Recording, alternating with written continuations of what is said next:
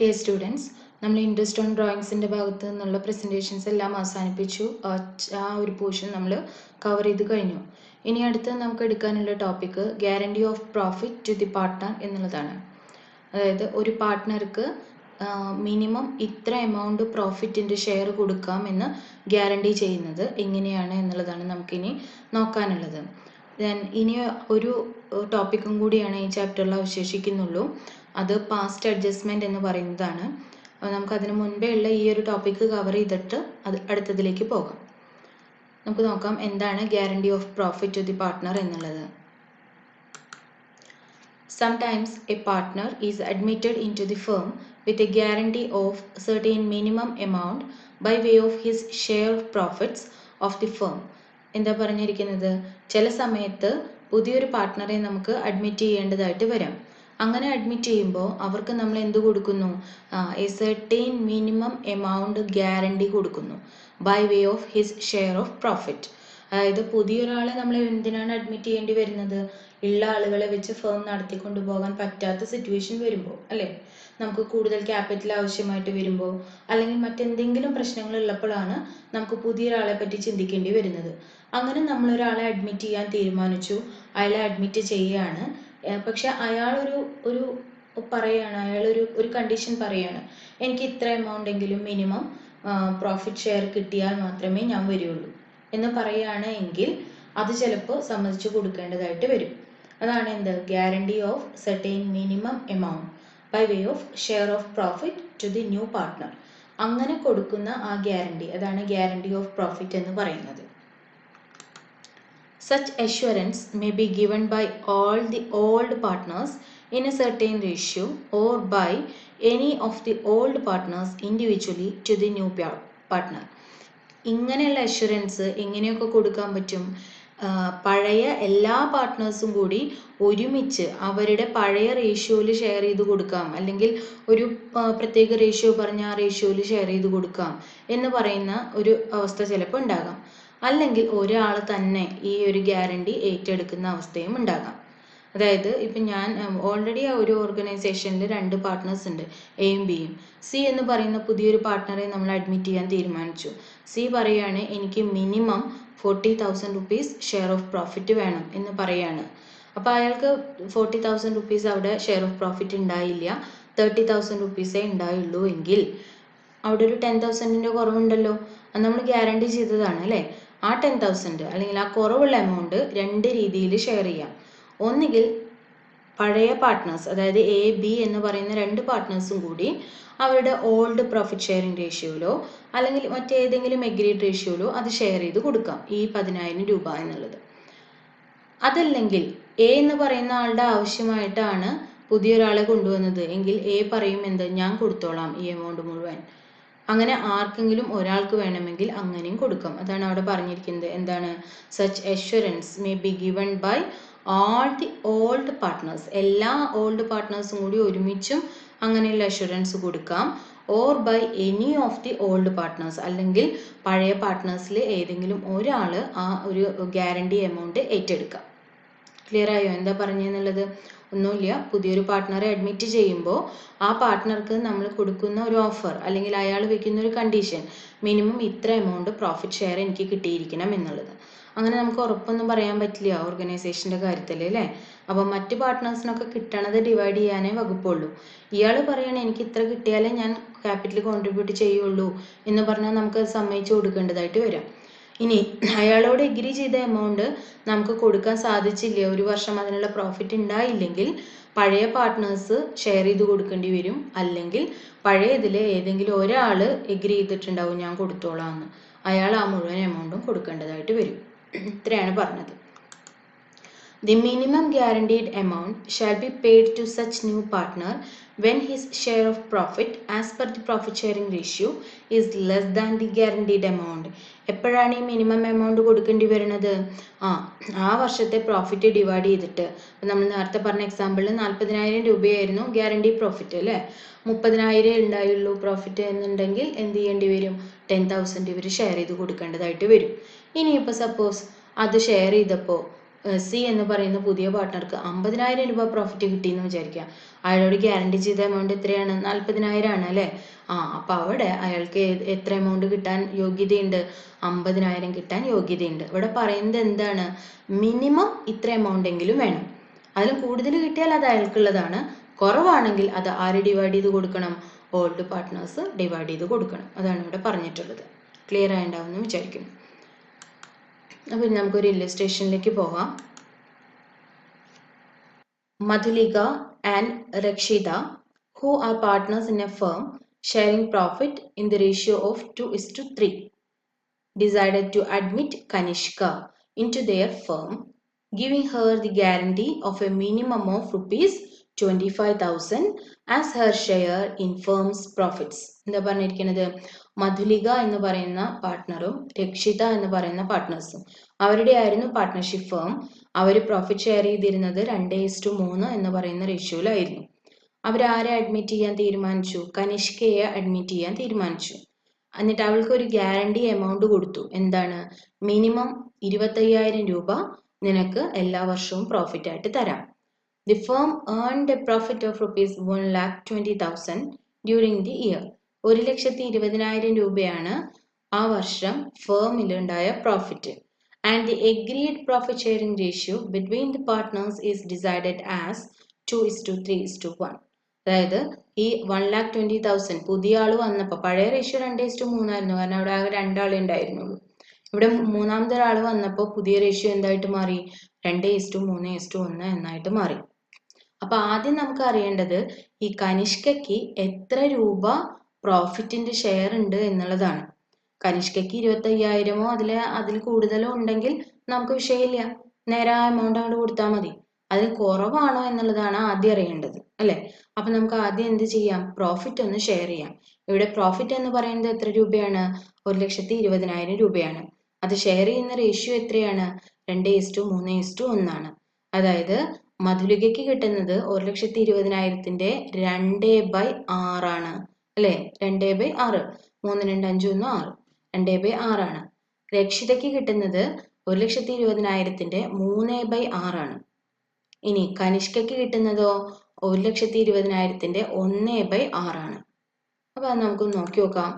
മധുരയ്ക്ക് 1,20,000ന്റെ 2/6 കൊടുത്താൽ എത്രയാണ് കിട്ടുന്നത്? 40,000 രൂപയാണ് പ്രോഫിറ്റ് കിട്ടുന്നത്.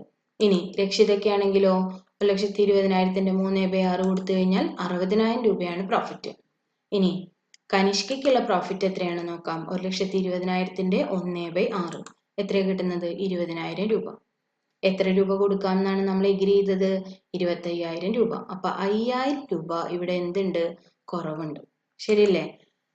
നമുക്ക് നോക്കാം. ഗ്യാരണ്ടീഡ് മിനിമം എമൗണ്ട് 25,000 ആയിരുന്നു. ഇവിടെ നമുക്ക് എത്ര രൂപയെ കിട്ടിയുള്ളൂ? 20,000 രൂപയെ കൊടുക്കാൻ പറ്റിയുള്ളൂ. 5,000 രൂപ അവിടെ എന്തുണ്ട്? ഷോർട്ട് ഉണ്ട്, കുറവുണ്ട്. എഗ്രീഡ് എമൗണ്ടിന്മേൽ 5,000 രൂപ കുറവുണ്ട്. ആ 5,000 രൂപ ആരൊക്കെ ഷെയർ ചെയ്യണം? ഈ പറഞ്ഞ മധുലികയും രക്ഷിതയും കൂടിയിട്ട് ഷെയർ ചെയ്യണം. അത് ഏത് റേഷ്യോയിലാണ് നോക്കി നോക്കൂ. 2:3. 2:3 എന്ന് പറയുന്നത് അവരുടെ ഓൾഡ് പ്രോഫിറ്റ് ഷെയറിംഗ് റേഷ്യോ ആണ്. പഴയ പ്രോഫിറ്റ് ഷെയറിംഗ് റേഷ്യോ ആദ്യം, അതായത് ഈ കനിഷ്ക വരനേക്കാളും മുന്നേ ഉണ്ടായിരുന്ന പ്രോഫിറ്റ് ഷെയറിംഗ് റേഷ്യോ എത്രയാണ്? 2:3 ആണ്. ഈ 2:3യിലാണ് ഈ 5,000 രൂപ അവർ ഡിവൈഡ് ചെയ്യാനായിട്ട് പോകുന്നത്. അപ്പൊ നമുക്ക് നോക്കാം. മധുലികക്ക് 5,000 × 2/5 എത്രയാണ് വരണത് നോക്കി നോക്കൂ. 2,000 രൂപ. അപ്പൊ 2,000 രൂപ ആര് കൊടുക്കണം? മധുലിക കൊടുക്കണം. ഇനി രക്ഷിതയുടെ കാര്യം എടുത്തു നോക്കൂ. 5,000ന്റെ 3/5 ഭാഗം കൊടുക്കണം. 2:3 അല്ലേ റേഷ്യോ. അപ്പൊ എത്രയാണ് വരുന്നത്? 3,000 രൂപ. 3,000 രൂപ രക്ഷിതയും കൊടുക്കണം, 2,000 രൂപ മധുലികയും കൊടുക്കണം. നോക്കി നോക്കി, 3,000 2,000 കൂടി കൂട്ടിയാൽ ഇവിടെ കുറവുള്ള 5,000 രൂപയായി മാറിയില്ലേ? മാറി. അപ്പൊ ഇതാണ് ഇവര് കൊടുക്കേണ്ടത്. അപ്പൊ നമുക്ക് ഇനി വീണ്ടും ഈ പ്രോഫിറ്റ് ഒന്ന് ഡിസ്ട്രിബ്യൂട്ട് ചെയ്ത് നോക്കാം. നോക്കി നോക്കൂ. ആദ്യത്തെ അവരെ പ്രോഫിറ്റ് ഡിസ്ട്രിബ്യൂഷൻ നമ്മൾ കണ്ടു. മധുലികയ്ക്ക് 40,000 രൂപയാണ് പ്രോഫിറ്റ് കിട്ടിയത്. അതേപോലെ രക്ഷിതയ്ക്ക് 60,000 രൂപയാണ്. ദെൻ കനിഷ്കയ്ക്ക് 20,000 രൂപയാണ്, അല്ലെ? അപ്പൊ ഇതിൽ നിന്ന് മധുലികയ്ക്കുള്ള 40,000ത്തിൽ നിന്ന് 2,000 രൂപ കുറയില്ലേ? ഈ 2,000 രൂപ ആർക്ക് കൊടുക്കണം? കനിഷ്കയ്ക്ക് കൊടുക്കണം. അതേപോലെ രക്ഷിതയ്ക്കുള്ള 60,000 രൂപയിൽ നിന്ന് 3,000 രൂപ കുറയും. ആ 3,000 രൂപ ആർക്ക് കൊടുക്കണം? കനിഷ്കയ്ക്ക് കൊടുക്കണം. കനിഷ്കയ്ക്ക് കിട്ടുന്ന 20,000 കൂടെ 2,000 മധുലികയുടെ കയ്യിൽ നിന്നും 3,000 രക്ഷിതയുടെ കയ്യിൽ നിന്നും കൂടി വാങ്ങിക്കുമ്പോൾ എത്ര രൂപയായിട്ട് മാറി? 25,000 രൂപയായിട്ട് മാറി. നോക്കി നോക്കൂ, മധുലികയ്ക്ക് 38,000 രൂപയെ കിട്ടുള്ളൂ. 40,000 നിന്ന് 2,000 രൂപ കുറച്ചു. അപ്പൊ എത്രയാണ് കിട്ടിയത്? 38,000. രക്ഷിതയ്ക്ക് കിട്ടുന്നത് എത്രയാണ്? 60,000 ആയിരുന്നു പ്രോഫിറ്റ്. അതിൽ നിന്നും 3,000 ഷെയർ ഓഫ് ഡെഫിഷ്യൻസി കുറച്ചപ്പോൾ 57,000 രൂപയാണ് കിട്ടുന്നത്. ഇനി നമുക്ക് കനിഷ്കയ്ക്ക് എത്രയാണ് കിട്ടുന്നത് എന്നുള്ളത് നോക്കി നോക്കാം. എത്രയാണ് കിട്ടുന്നത്? 25,000 രൂപ കിട്ടും. എങ്ങനെയാണ് കിട്ടുന്നത്? 20,000 രൂപ ഷെയർ ഓഫ് പ്രോഫിറ്റ് ഉണ്ട്, പ്ലസ് 2,000 രൂപ ഇവിടെ കുറച്ചില്ലേ മധുലികയുടെ കയ്യിൽ, ആ 2,000 രൂപ ഇങ്ങോട്ട് കൊടുക്കും. 3,000 രൂപ രക്ഷിതയുടെ കയ്യിൽ നിന്ന് ഇങ്ങോട്ട് കിട്ടും. ഇത് മൂന്നും കൂടെ കൂട്ടുമ്പോൾ എത്ര രൂപയായിട്ട് മാറി? 25,000 രൂപയായിട്ട് മാറി. ഈ 25,000 രൂപയാണ് നമ്മൾ ആർക്ക് കൊടുക്കാം എന്ന് എഗ്രി ചെയ്തിട്ടുണ്ടായിരുന്നത്? കനിഷ്കയ്ക്ക് കൊടുക്കാം എന്ന് എഗ്രി ചെയ്തിട്ടുണ്ടായിരുന്നത്. മനസ്സിലായോ പ്രോബ്ലം? എന്താ ചെയ്തത്? ആദ്യം നമുക്കൊരു പ്രോഫിറ്റ് തന്നു. ആ പ്രോഫിറ്റിനെ നമ്മൾ ആദ്യം ഒന്ന് ഡിവൈഡ് ചെയ്ത് നോക്കി എല്ലാവർക്കും എത്ര എമൗണ്ട് വെച്ച് കിട്ടുന്നുണ്ട് എന്നുള്ളത്. ആ നോക്കിയപ്പോൾ മധുലിക എന്ന് പറയുന്ന പാർട്ട്ണർക്ക്, അല്ലെങ്കിൽ എ ബി എന്നിട്ടാലും മതി, മധുലിക എന്ന് പറയുന്ന പാർട്ട്ണർക്ക് 40,000 രൂപ പ്രോഫിറ്റ് കിട്ടി, രക്ഷിതയ്ക്ക് 60,000 കിട്ടി, കനിഷ്കയ്ക്ക് 20,000 കിട്ടി. പക്ഷെ കനിഷ്കയോട് നമ്മളൊരു വാക്ക് പറഞ്ഞിട്ടുണ്ടായിരുന്നു. കനിഷ്കയ്ക്ക് എത്ര രൂപ തരാമെന്നാ പറഞ്ഞിട്ടുണ്ടായിരുന്നത്? 25,000 രൂപ തരാമെന്ന് പറഞ്ഞു. 20,000 കിട്ടിയുള്ളൂ. അപ്പൊ 5,000 രൂപ ഷോർട്ട് വന്നു. ആ 5,000 രൂപ ആരൊക്കെ കൂടി കൊടുത്തു? മധുലികയും രക്ഷിതയും കൂടി കൊടുത്തു. അതെങ്ങനെ കൊടുത്തു? അവരുടെ പഴയ പ്രോഫിറ്റ് ഷെയറിംഗ് റേഷ്യോയിൽ, അതായത് കനിഷ്ക വരണേക്കാട്ടി മുന്നേ അവർ പ്രോഫിറ്റ് ഷെയർ ചെയ്തിരുന്ന റേഷ്യോയിൽ 2:3 അവർ ഡിവൈഡ് ചെയ്ത് കൊടുത്തു. അപ്പൊ മധുലിക 2,000 കൊടുത്തു, രക്ഷിത 3,000 കൊടുത്തു. കൊടുക്കുന്നത് എവിടെ നിന്നാണ്? അവരുടെ പ്രോഫിറ്റ് ഷെയർ നിന്നാണ്. അപ്പൊ മധുലികയുടെ ഷെയർ 40,000 മാറിയിട്ട് 38,000 ആയി. അതുപോലെ രക്ഷിതയുടെ ഷെയർ 60,000 മാറിയിട്ട് എത്രയായി? 57,000 ആയി. കനിഷ്കയ്ക്ക് എത്ര രൂപ കിട്ടി? 25,000 രൂപ. പ്രോഫിറ്റ് ഷെയർ 20ഉം 2,000 രൂപ മധുലിക കൊടുത്തതും 3,000 രൂപ രക്ഷിത കൊടുത്തതും. ക്ലിയർ ആയോ പ്രോബ്ലം?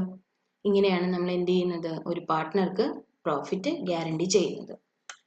ഇനി നമുക്ക് അടുത്തൊരു കണ്ടീഷൻ നോക്കാം. എന്താണ് പറഞ്ഞിരിക്കുന്നത്? If only one partner gives the guarantee, say in the above case only Rakshita gives the guarantee, the whole amount of deficiency ₹5,000 will be borne by her only. നമ്മൾ നേരത്തെ പറഞ്ഞത് അവരെന്ത് എങ്ങനെ കൊടുക്കുന്നു എന്നാണ് പറഞ്ഞത്? ഓൾഡ് പ്രോഫിറ്റ് ഷെയറിംഗ് റേഷ്യോ ആയ 2:3 divide ചെയ്ത് കൊടുക്കുന്നു എന്നാണ് പറഞ്ഞത് അല്ലേ? ഇപ്പോൾ സപ്പോസ് ഒരു പാർട്ട്ണർ, അങ്ങനെ സംഭവിക്കാം. നമ്മൾ അതിൻ്റെ തുടക്കത്തിൽ തിയറി കണ്ടപ്പോൾ മനസ്സിലായി, ഒരു പാർട്ട്ണർക്ക് തന്നെ വേണമെങ്കിൽ എല്ലാ ഡെഫിഷ്യൻസിയും കൂടി ഒരുമിച്ച് ഏറ്റെടുക്കാം. അപ്പൊ നേരത്തെ പറഞ്ഞ എക്സാമ്പിളില് രണ്ടാമത്തെ പാർട്ട്ണറായ രക്ഷിത പറയാണ്, ഈ മൊത്തം ഡെഫിഷ്യൻസി ഞാൻ കൊടുത്തോളാം എന്ന് പറയുകയാണെങ്കിൽ 5,000 രൂപയാണ് ഡെഫിഷ്യൻസി കണ്ടത് നമ്മൾ അല്ലെ. ആ 5,000 രൂപ മുഴുവനായിട്ട് ആരുടെ ഷെയറിൽ നിന്ന് പോവും? രക്ഷിതയുടെ ഷെയറിൽ നിന്ന് പോവും. നമുക്കൊന്ന് പ്രോഫിറ്റ് ഷെയർ ചെയ്ത് നോക്കാം. മധുലികയ്ക്ക് എത്ര രൂപ കിട്ടും? 40,000 രൂപ കിട്ടും. എങ്ങനെയാണ്? 1,20,000ന്റെ 2/6, 2:3:1 ആണ് പ്രോഫിറ്റ് ഷെയറിംഗ് റേഷ്യോ. ദെൻ രക്ഷിതയ്ക്ക് എത്ര രൂപ കിട്ടും? 60,000 ആണ് കിട്ടേണ്ടത്. 1,20,000ന്റെ 3/6 എന്ന് പറയുമ്പോൾ. കനിഷ്കയ്ക്ക് കിട്ടുന്നത് എത്രയാണ്? 20,000. 1,20,000ന്റെ 1/6 ആണ് കിട്ടുന്നത്. ഈ 20,000 പോരാ, 5,000 രൂപ ഡെഫിഷ്യൻസി ഉണ്ട് അല്ലേ? അപ്പൊ നമ്മൾ എന്ത് ചെയ്യണം? ആ ഡെഫിഷ്യൻസി ഫുള്ള് കൊടുക്കുന്നത് ആരാണ്? രക്ഷിതയാണ്. അപ്പൊ ഈ കേസിൽ പ്രോഫിറ്റ് ഡിസ്ട്രിബ്യൂട്ട് ചെയ്യണത് എങ്ങനെയാണ്? മധുലികയുടെ 40,000ത്തിന് മാറ്റമൊന്നുമില്ല, കാരണം മധുലിക ഒറ്റ എമൗണ്ടും കൊടുക്കണില്ല. രക്ഷിതയുടെ 60,000 എന്നുള്ളത് എത്രയായിട്ട് മാറി? 55,000 ആയിട്ട് മാറി. കാരണം രക്ഷിതയുടെ 60,000ത്തിൽ നിന്ന് 5,000 രൂപ ഡെഫിഷ്യൻസി ഒറ്റയടിക്ക് കുറച്ച് ബാക്കി എമൗണ്ട് ആണ് ആർക്ക് കിട്ടുന്നുള്ളൂ? രക്ഷിതയ്ക്ക് കിട്ടുന്നുള്ളൂ. കനിഷ്കയുടെ കാര്യമാണെങ്കിലോ, കനിഷ്കയ്ക്ക് 20,000ത്തിന്റെ കൂടെ രക്ഷിത കൊടുത്ത 5,000 രൂപയും കൂടി ആകുമ്പോൾ എത്ര രൂപയായിട്ട് മാറി? 25,000 രൂപയായിട്ട് മാറി. ഇങ്ങനെയും സംഭവിക്കാം. പാർട്ട്നേഴ്സ് അവർ ഓൾഡ് പ്രോഫിറ്റ് ഷെയറിംഗ് റേഷ്യോയിൽ തന്നെ ഡിവൈഡ് ചെയ്യണം എന്ന് യാതൊരു നിർബന്ധമില്ല. എങ്ങനെയും ചെയ്യാം. വേണമെങ്കിൽ ഒരാൾക്ക് തനിയെ എല്ലാ ലയബിലിറ്റിയും ഏറ്റെടുക്കുകയും ചെയ്യാം. മനസ്സിലായോ? രണ്ട് കേസസ് പറഞ്ഞത് എന്തൊക്കെയാണ് എന്നുള്ളത്? അപ്പോൾ ഓക്കെ, നമുക്കിനി അടുത്ത ഇല്ലസ്ട്രേഷനിലേക്ക് പോവാം. അടുത്തത് എങ്ങനെയാണ് ചെയ്യുന്നത് എന്നുള്ളത് നോക്കിയോക്കെ. John and Mathew share profit and losses in the ratio of 3:2. They admit Mohanty into their firm to 1/6 share in profits. Mohanty's share of profit after charging interest on capital at the rate of 10% per annum would not be less than ₹30,000 in any year. ഇവിടെ എന്താ പറഞ്ഞിരിക്കുന്നത്? ജോണും മാത്യുവുമാണ് പഴയ partners. അവരുടെ പഴയ profit sharing ratio 3:2 ആണ്. അവർ മോഹന്തി എന്ന് പറയുന്ന പുതിയൊരു പാർട്ട്ണറെ അഡ്മിറ്റ് ചെയ്യാൻ വേണ്ടിയിട്ട് തീരുമാനിച്ചു. അയാൾക്ക് എത്ര ഷെയർ കൊടുക്കാമെന്ന് പറഞ്ഞു? 1/6 ഷെയർ കൊടുക്കാമെന്ന് പറഞ്ഞു. ഇനി മോഹന്തിയുടെ ഷെയർ ഓഫ് പ്രോഫിറ്റ് ഒരിക്കലും 30,000-ൽ താഴെ പോകാൻ പാടില്ല. ഇതെല്ലാം പഴയ പ്രോബ്ലത്തിലത്തെ പോലെ തന്നെയാണ്. ഇവിടെ ഒരൊറ്റ വ്യത്യാസം നമ്മളോട് പറഞ്ഞിട്ടുണ്ട്. After charging interest on capital at the rate of 10%. എന്താ പറഞ്ഞിരിക്കുന്നത്? മോഹന്തിക്ക് പ്രോഫിറ്റ് കിട്ടുന്നത് 10% ഇൻട്രസ്റ്റ് ഓൺ ക്യാപിറ്റലും കൂടെ കഴിഞ്ഞിട്ട് ബാക്കിയുള്ള പ്രോഫിറ്റ് ആയിരിക്കണം 30,000 രൂപ. അല്ലാണ്ട് 30,000 പ്രോഫിറ്റ് കൊടുക്കാനൊക്കെ കൊടുത്തു, എന്നിട്ട് അതിന്റെ മുകളിൽ പിന്നെ ഇൻട്രസ്റ്റ് ഓൺ ക്യാപിറ്റൽ 10% അങ്ങനെയല്ല കൊടുക്കേണ്ടത്. എന്ത് ചെയ്യണം? ഇൻട്രസ്റ്റ് ഓൺ ക്യാപിറ്റൽ ചാർജ് ചെയ്തിട്ട് ബാക്കി കിട്ടുന്ന പ്രോഫിറ്റ് ഉണ്ടല്ലോ, ആ പ്രോഫിറ്റിന്റെയാണ് എത്ര രൂപ, പ്രോഫിറ്റിൽ നിന്നാണ് 30,000 രൂപ ആർക്ക് കൊടുക്കേണ്ടത്? മോഹന്തിക്ക് കൊടുക്കേണ്ടത്. ക്ലിയർ ആയോ? The capital provided was as follows. ഇങ്ങനെയാണ് ക്യാപിറ്റൽ കൊണ്ടുവന്നിരിക്കുന്നത്. ജോൺ 2,50,000, മാത്യു 2 ലക്ഷം, മോഹന്തി 1,50,000. ഇങ്ങനെയാണ് 3 പാർട്ട്നേഴ്സും അവരുടെ ക്യാപിറ്റൽ ഓർഗനൈസേഷനിലേക്ക് കോൺട്രിബ്യൂട്ട് ചെയ്തിരിക്കുന്നത്. The profit for the year ending 31st March 2015 amounted to rupees 1,50,000 before providing interest on capital. ഈ ഇൻട്രസ്റ്റ് ഓൺ ക്യാപിറ്റൽ ചാർജ് ചെയ്യണേക്കാട്ടി മുന്നേ ഉള്ള profit എന്ന് പറയുന്നത് 1,50,000 രൂപയാണ്. ഈ 1,50,000 രൂപ നേരെ ഡിവൈഡ് ചെയ്ത് കൊടുക്കാൻ പാടില്ല. നമ്മളോട് എന്ത് പറഞ്ഞിട്ടുണ്ട്? ഇൻട്രസ്റ്റ് ഓൺ ക്യാപിറ്റൽ ചാർജ് ചെയ്ത ശേഷം മാത്രമേ എന്ത് ചെയ്യാൻ പാടുള്ളൂ? പ്രോഫിറ്റ് ബാക്കിയുള്ളത് ഷെയർ ചെയ്ത് കൊടുക്കാൻ പാടുള്ളൂ എന്ന് പറഞ്ഞിട്ടുണ്ട്. അപ്പൊ ഈ 1,50,000 ആദ്യം നമ്മൾ ചെയ്യേണ്ട കാര്യം എന്താണ്? ഇൻട്രസ്റ്റ് ഓൺ ക്യാപിറ്റൽ ചാർജ് ചെയ്യുക എന്നുള്ളതാണ്. ഇൻട്രസ്റ്റ് ഓൺ ക്യാപിറ്റൽ ചാർജ് ചെയ്യണമെങ്കിൽ നമുക്ക് ആദ്യം അവിടെ എന്തറിയണം? ക്യാപിറ്റൽ എമൗണ്ട് അറിയണം. നമുക്കിവിടെ അറിയാം, പ്രോബ്ലത്തിൽ തന്നിട്ടുണ്ട്. എത്രയാണ് തന്നിരിക്കുന്നത്? ജോൺ 2,50,000, മാത്യു 2 ലക്ഷം, മോഹന്തി 1,50,000 ആണ് ക്യാപിറ്റൽ എമൗണ്ട്. ഈ ക്യാപിറ്റൽ എമൗണ്ടിന്റെ ഒക്കെ 10% വെച്ച് ഇൻട്രസ്റ്റ് ഓൺ ക്യാപിറ്റൽ ചാർജ് ചെയ്തിട്ട് വേണം ബാക്കി കിട്ടുന്ന പ്രോഫിറ്റ് വേണം ആർക്ക് ഷെയർ ചെയ്യാൻ? ജോണിനും മാത്യുവിനും മോഹന്തിക്കും ഷെയർ ചെയ്യാൻ വേണ്ടിയിട്ട്. ഓക്കെ, അപ്പൊ നമുക്കൊന്ന് നോക്കാം എന്താണ്. ഇത് ഇവിടെ നമ്മളോട് ഒരു കാര്യം കൂടി പറഞ്ഞിട്ടുണ്ട്. പ്രോബ്ലത്തില് profit and loss appropriation account കൂടി പ്രിപ്പയർ ചെയ്യാൻ പറഞ്ഞിട്ടുണ്ട്. അപ്പൊ ഇത് കണ്ടാൽ മാത്രം പോരാ. നമ്മൾ നേരത്തെ പ്രോബ്ലത്തിൽ എന്ത് ചെയ്തത്? ആ പ്രോബ്ലത്തിന്റെ കാര്യങ്ങൾ കാണുക മാത്രമേ ചെയ്തുള്ളൂ. ഇവിടെ എന്തും കൂടെ പറഞ്ഞിട്ടുണ്ട്? P&L അപ്രോപ്രിയേഷൻ അക്കൗണ്ട് പ്രിപ്പയർ ചെയ്യാൻ കൂടി നമ്മുടെ അടുത്ത് പറഞ്ഞിട്ടുണ്ട്. ന്യൂ പ്രോഫിറ്റ് ഷെയറിംഗ് റേഷ്യോയും തന്നിട്ടുണ്ട്. അത് എത്രയാണ്? 3:2:1 ആണ്. അപ്പൊ നോക്കി നോക്കിയേ, ഇൻട്രസ്റ്റ് ഓൺ ക്യാപിറ്റൽ എത്രയാണെന്നുള്ളത്. ആദ്യം നമുക്ക് ആരുടെ ഇൻട്രസ്റ്റ് ഓൺ ക്യാപിറ്റൽ കാണാം? ജോണിന്റെ ഇൻട്രസ്റ്റ് ഓൺ ക്യാപിറ്റൽ കാണാം. 2,50,000-ന്റെ 10% അല്ലെ? 10% അല്ലേ ഉള്ളത്? അപ്പൊ എത്ര കിട്ടി? 25,000 രൂപ. ഇനി മാത്യുവിന്റെ 2 ലക്ഷത്തും 2 ലക്ഷം അല്ലേ മാത്യുവിന്റെ ക്യാപിറ്റൽ? 2 ലക്ഷത്തിന്റെ 10%. അപ്പൊ എത്ര കിട്ടി? 20,000 രൂപ. മോഹന്തിയുടെ ക്യാപിറ്റൽ എന്ന് പറയുന്നത് 1,50,000, അതിന്റെ 10%. അപ്പൊ എത്ര കിട്ടി? 15,000 രൂപ. അപ്പൊ ടോട്ടൽ എത്രയാണ് വരുന്നത്? 25,000 പ്ലസ് 20,000 പ്ലസ് 15,000 എത്ര വരും? 60,000 രൂപ ഇൻട്രസ്റ്റ് ഓൺ ക്യാപിറ്റൽ തന്നെയുണ്ട്. ഈ ഇൻട്രസ്റ്റ് ഓൺ ക്യാപിറ്റൽ ഏതിൽ നിന്ന് കുറയ്ക്കണം? പ്രോഫിറ്റിൽ നിന്ന് കുറയ്ക്കണം. എന്നിട്ട് ബാക്കി കിട്ടുന്ന പ്രോഫിറ്റിനെയാണ് ആർക്ക് ഡിവൈഡ് ചെയ്ത് കൊടുക്കേണ്ടത്? ജോണിനും മാത്യുവിനും മോഹന്തിക്കും ഒക്കെ 3:2:1 ഡിവൈഡ് ചെയ്ത് കൊടുക്കേണ്ടത്. അപ്പൊ നമുക്കൊന്ന് നോക്കാം എത്രയാണ് എമൗണ്ട് വരുന്നതെന്ന്. എത്രയാണ് profit after charging interest on capital? 1,50,000-ൽ നിന്ന് 60,000 കഴിച്ചു കഴിഞ്ഞാൽ ബാക്കി എത്രയാണ് വരുന്നത്? 90,000 രൂപയേ ഉള്ളൂ. അപ്പൊ ഈ 1,50,000 എടുത്ത് ഡിവൈഡ് ചെയ്ത് കൊടുത്താൽ ശരിയാവുമായിരുന്നോ? ഇല്ല. ഇവിടെ നമ്മൾ എന്ത് ചെയ്യണം? ഇൻട്രസ്റ്റ് ഓൺ ക്യാപിറ്റൽ ലെസ് ചെയ്യണം. ഇവിടെ ഇൻട്രസ്റ്റ് ഓൺ ക്യാപിറ്റൽ മാത്രം പറഞ്ഞിട്ടുള്ളത് കൊണ്ട് അത് ചെയ്യണം. ഇനി നമ്മളോട് വേറൊരു എമൗണ്ടും കൂടി ചാർജ് ചെയ്യാൻ പറഞ്ഞാൽ അതും കൂടി ഇവിടെ ചാർജ് ചെയ്തിട്ടേ ബാക്കി കിട്ടുന്ന എമൗണ്ട് ആർക്ക് ഡിവൈഡ് ചെയ്യാവൂ? പാർട്ട്നേഴ്സിന് ഡിവൈഡ് ചെയ്യാവൂ കേട്ടോ. അത് ശ്രദ്ധിക്കണം നമ്മൾ. അപ്പൊ നമുക്ക് നോക്കാം. ഇവിടെ നമുക്ക് പ്രോഫിറ്റ് അതും കൂടെ എടുത്ത് എഴുതിയതാണ് കേട്ടോ. നോക്കി നോക്കിയേ, ഇത് ഡിസ്ട്രിബ്യൂട്ട് ചെയ്യുന്നത് 3:2:1 അപ്പൊ നമുക്ക് നോക്കാം 3 പേരുടെ എങ്ങനെയാണെന്ന്. ജോണിൻ്റെത് 90,000-ന്റെ 3/6, 3:2:1 അല്ലേ റേഷ്യോ? 3/6 എത്ര വരണത്? 45,000 രൂപ. മാത്യുവിന്റെ 90,000 into 2/6 30,000. മോഹന്തിയുടെ 90,000 into 1/6 is equal to 15,000. അപ്പൊ വീണ്ടും പ്രശ്നമായി. മോഹന്തിക്ക് നമ്മൾ എത്ര രൂപയാണ് വാഗ്ദാനം ചെയ്തിട്ടുണ്ടായിരുന്നത്? 30,000 രൂപയാണ്. ഇവിടെ ആകെ കിട്ടിയിരിക്കുന്നത് എത്ര രൂപയാണ്? 15,000 രൂപയാണ്. അത് കൊടുത്താൽ മോഹന്തി സമ്മതിക്കുവോ?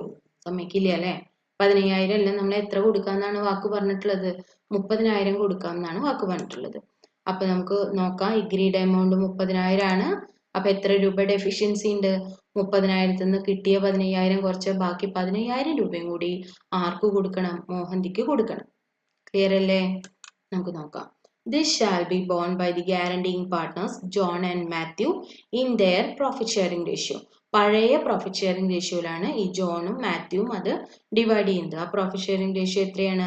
3:2. അപ്പൊ ഒന്ന് ഷെയർ ചെയ്ത് നോക്കി നോക്കി.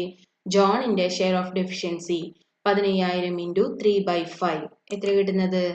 9,000. അപ്പൊ 9,000 രൂപ ആര് കൊടുക്കണം? ജോൺ കൊടുക്കണം. ഇനി മാത്യുവിന്റെ 15,000ന്റെ 2/5 ഭാഗം എത്രയാണ്? 6,000 രൂപ. 6,000 രൂപ ആര് കൊടുക്കണം? 6,000 രൂപ മാത്യു കൊടുക്കണം. ശരിയല്ലേ? അപ്പൊ ജോണിന് 45,000 രൂപയുണ്ട് പ്രോഫിറ്റ്. 45,000 രൂപ കൊടുക്കാൻ പറ്റുമോ? ഇല്ല. അതിൽ നിന്ന് എത്ര രൂപ കുറയ്ക്കണം? ഈ 9,000 റുപ്പീസ് കുറയ്ക്കണം. അതുപോലെ മാത്യുവിന് 30,000 ഉണ്ട്. അതിൽ നിന്ന് എത്ര കുറയ്ക്കണം? 6,000 കുറയ്ക്കണം. എന്നിട്ട് ബാക്കിയെ എവിടെ കൊടുക്കാൻ പറ്റുള്ളൂ? അവർക്ക് പ്രോഫിറ്റ് ഷെയർ ആയിട്ട് കൊടുക്കാനായിട്ട് പറ്റുള്ളൂ. അപ്പൊ നമുക്ക് ഇനി ടോട്ടൽ പ്രോഫിറ്റ് ഒന്നുകൂടി ഡിസ്ട്രിബ്യൂട്ട് ചെയ്ത് നോക്കാം. എങ്ങനെയാണ് പറഞ്ഞിരിക്കുന്നത്? ജോണിന്റെ ഷെയർ 45,000 അതിവിടെ കിട്ടിയിട്ടുണ്ട് അല്ലെ? ആ 45,000ത്തിൽ നിന്ന് ഡെഫിഷ്യൻസി ആയ 9,000 കുറച്ചു. എത്ര കിട്ടിയത്? 36,000, 36,000. മാത്യുവിന്റെ ഷെയർ എങ്ങനെ കാണാം? 30,000 ഷെയർ ഓഫ് പ്രോഫിറ്റിൽ നിന്ന് 6,000 രൂപ ഡെഫിഷ്യൻസി എമൗണ്ട് കുറച്ചു. അപ്പൊ എത്ര കിട്ടി? 24,000 രൂപ. ഇനി മോഹന്തിക്ക് കിട്ടിയിട്ടുള്ളത് എത്രയാണ്? 15,000 ആണ്. ഈ 15,000ത്തിന്റെ കൂടെ ജോണിന്റെ കയ്യിൽ നിന്ന് 9,000വും മാത്യുവിന്റെ കയ്യിൽ നിന്ന് 6,000വും തമ്മിൽ കൂട്ടി എത്ര കിട്ടി? 30,000 രൂപ. ഇതാണ് നമ്മൾ ആരോട് വാക്ക് പറഞ്ഞ എമൗണ്ട്? മോഹന്തിയോട് വാക്ക് പറഞ്ഞ എമൗണ്ട്. ഇതുവരെ നമ്മൾ നേരത്തെ ചെയ്ത പോലെ തന്നെയാണ് ചെയ്തിരിക്കുന്നത്. ഒരു വ്യത്യാസമില്ല. എമൗണ്ടുകളിൽ മാത്രമേ വ്യത്യാസമുള്ളൂ. ഒറ്റ കാര്യമാണ് പിന്നെ അഡീഷണൽ ആയിട്ട് നമ്മൾ ചെയ്തത്. എന്താ ചെയ്തത്? ഇൻട്രസ്റ്റ് ഓൺ ക്യാപിറ്റൽ ചാർജ് ചെയ്തു. ഇതൊക്കെ നമ്മൾ ഇൻട്രസ്റ്റ് ഓൺ ക്യാപിറ്റൽ ചാർജ് ചെയ്യാനൊക്കെ മുന്നേ പഠിച്ചിട്ടുണ്ട്. ക്യാപിറ്റലിന്റെ മുകളിൽ എങ്ങനെയാണ് ഇൻട്രസ്റ്റ് ഓൺ ക്യാപിറ്റൽ ചാർജ് ചെയ്യാന്നുള്ളത്. അപ്പൊ അത് നമുക്ക് ഈസിയാണ്, സുഖമായിട്ട് ചെയ്യാവുന്നതേ ഉള്ളൂ. ഇനി നമ്മളോട് പ്രോബ്ലം കഴിഞ്ഞിട്ടില്ല. നമ്മുടെ അടുത്ത് എന്താ പറഞ്ഞിരിക്കുന്നത്? Profit and loss appropriation account prepare ചെയ്യാൻ പറഞ്ഞിട്ടുണ്ട് അല്ലേ? അപ്പൊ നമുക്ക് profit and loss appropriation account prepare ചെയ്യാനായിട്ട് നോക്കാം. നോർമൽ ആയിട്ട് വരയ്ക്കാം. Profit and loss appropriation account നിങ്ങൾക്ക് അറിയാം. ഇതിന്റെ ക്രെഡിറ്റ് സൈഡിൽ ആദ്യത്തെ എമൗണ്ട് എന്താണ്? നെറ്റ് പ്രോഫിറ്റ് ആണ്. ഡെബിറ്റ് സൈഡിലാണ് നമ്മൾ എന്ത് എഴുതുന്നത്? Interest on capital. അതുപോലെ പാർട്ട്നേഴ്സിന്റെ ക്യാപിറ്റൽ അക്കൗണ്ടിലേക്ക് ട്രാൻസ്ഫർ ചെയ്യാനുള്ള തുക. ഇതൊക്കെ ഏത് സൈഡിൽ എഴുതുക? ഡെബിറ്റ് സൈഡിലാണ് എഴുതുക. ഈ ഫോർമാറ്റ് ഒക്കെ ഒന്ന് ഓർമ്മയിൽ വെച്ചോട്ടോ. ഇതൊക്കെ നമ്മൾ മുന്നേ വിശദമായിട്ട് പഠിച്ചിട്ടുണ്ട്. അപ്പൊ നമുക്ക് ആദ്യം ഇവിടെ നെറ്റ് പ്രോഫിറ്റ് എഴുതാം. നെറ്റ് പ്രോഫിറ്റ് 1,50,000 രൂപയാണ്. ശരിയല്ലേ? ഇനി നമുക്ക് ഇവിടെ ചാർജ് ചെയ്യേണ്ടത് എന്താണ്? ഇൻട്രസ്റ്റ് ഓൺ ക്യാപിറ്റൽ ആണ്. ഇൻട്രസ്റ്റ് ഓൺ ക്യാപിറ്റൽ നോക്കി നോക്കി. ജോണിൻ്റെത് 25,000 ആണ്. മാത്യുവിൻ്റെത് 20,000 ആണ്. മോഹന്തിയുടേത് 15,000 ആണ്. ഇത് നമ്മൾ നേരത്തെ ചെയ്തു കേട്ടോ. അത് ഇങ്ങോട്ട് ഒന്ന് കൊണ്ടുവന്നേ ഉള്ളൂ. നമുക്ക് ഓരോരുത്തരുടെ ആയിട്ട് റെക്കോർഡ് ചെയ്യാം. മെഹന്തിയുടെ 15,000 വരെ റെക്കോർഡ് ചെയ്തു. യെസ്. ഇനി നമുക്ക് എന്ത് ചെയ്യാം? ഒന്ന് ടോട്ടൽ ചെയ്യാം. എത്ര രൂപയാണ് വരുന്നത്? 60,000 രൂപയാണ് ടോട്ടൽ ഇൻട്രസ്റ്റ് ഓൺ ക്യാപിറ്റൽ വരുന്നത്. ശരിയല്ലേ? ഇനി നമുക്ക് എന്ത് ചെയ്യാനുള്ളത്? ഓരോ പാർട്ട്നേഴ്സിന്റെയും ക്യാപിറ്റൽ അക്കൗണ്ടുകൾ എഴുതുക എന്നുള്ളതാണ്.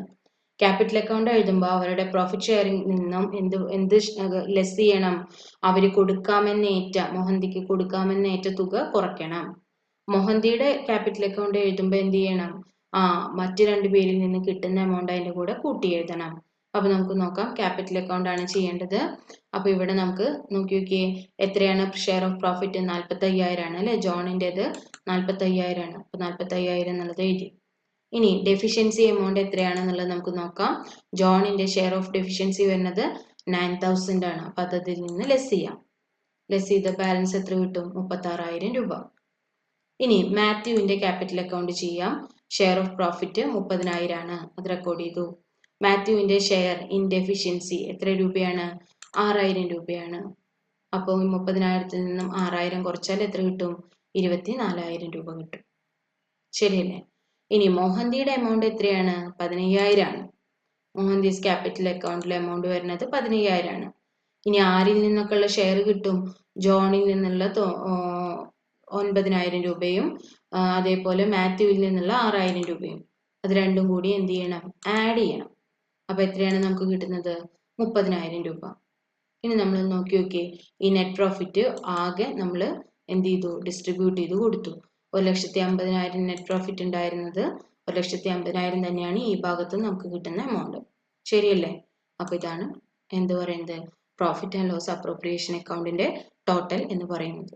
മനസ്സിലായോ നിങ്ങൾക്ക്? ഇത് മനസ്സിലാവാൻ കുറച്ചൊരു ബുദ്ധിമുട്ടുണ്ട്. നമുക്കറിയാം എല്ലാ ചാപ്റ്ററിന്റെയും അവസാന ഭാഗങ്ങളിലേക്ക് കടക്കുമ്പോൾ പ്രോബ്ലംസ് കുറച്ചുകൂടി കോംപ്ലിക്കേറ്റഡ് ആയി വരും എന്നുള്ളത്. അതുകൊണ്ട് തന്നെ ആ കോംപ്ലിക്കേഷൻസ് എല്ലാം ഇതിലും ഉണ്ട്.